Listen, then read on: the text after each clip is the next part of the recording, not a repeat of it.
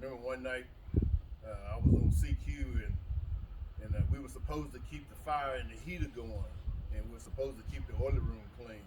And me and this other young soldier that was on duty that night, we fell asleep, and we didn't do what we were supposed to do. And I remember very vaguely being on like 3 or 4 days of what they call first sergeant duty, extra duty.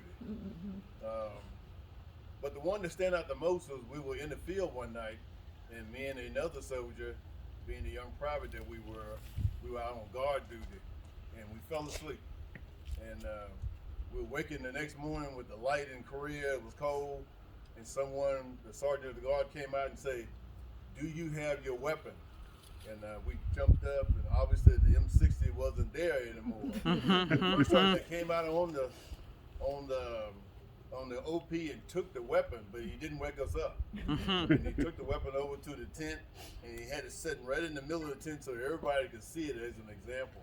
And when we finally got taken over to the first sergeant tent by the sergeant of the guard, obviously you can imagine how he yelled at us for about 15 minutes. But the key thing there were we could have been given a non-judicial punishment of an Article 15. Instead, again, then first sergeant person gave us what we call first sergeant punishment.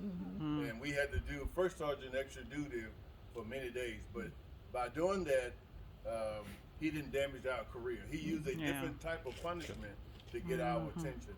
And those are the things I remember about it the most. But my last encounter with him was about 2 or 3 months ago. He and I met over at the VA clinic, and we were both there doing blood work, and we were in the bathroom doing the blood thing, and he and I had a conversation again. So that was the very last time that we spoke. I had a lot of great memories of the man. Obviously, that's why I'm here. Thanks for the president to give me a chance to say how much I really do miss him, and that's why I'm physically here this morning. Thank you. Thank you. So as you all heard, a lot of memories. I'm sure there's more out here, but again, in keeping in respect the time, what I want to do now is turn it over to the family. Yeah, I hope my mom and my sister and my wife and my brother-in-law, future brother-in-law, don't mind me speaking for them.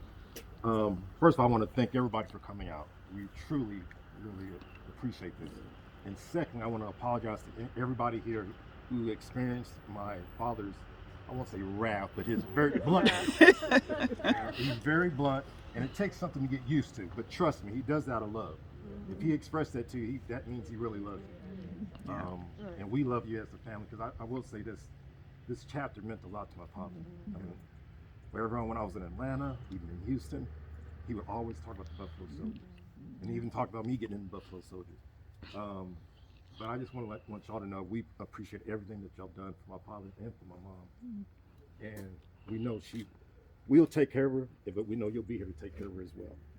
So thank you. Really, from our heart, we really love it, and thank you. Miss Dorothy? I can't say nothing, That's okay. but thank you all for coming. And you know that this chapter was Eugene's heart. He loved the Buffalo Soldiers. And I just want to thank you all for coming. You're quite welcome. And look, so this will conclude. And thank you all again. As I look out, I see that, man, you could have been doing so many other things, but to come here and to show your respects to the family and to Trooper Eugene Persinger Sr., I would always remember this. I fly to go back to South Carolina tomorrow, but this has been awesome to be able to be a part of this. As you know, Monday, if you read the email, Monday they have a private viewing just for the family only. Tuesday will be open to the public, I think from 7 a.m. to 7 p.m. I think that's right, yeah. And then Wednesday, they will be laying them to rest in the Elgin, or the Fort Sill National Cemetery out in Elgin. Private only to the family too, so we ask that you respect that. So with that said, thank you again for coming out. We certainly love all of you.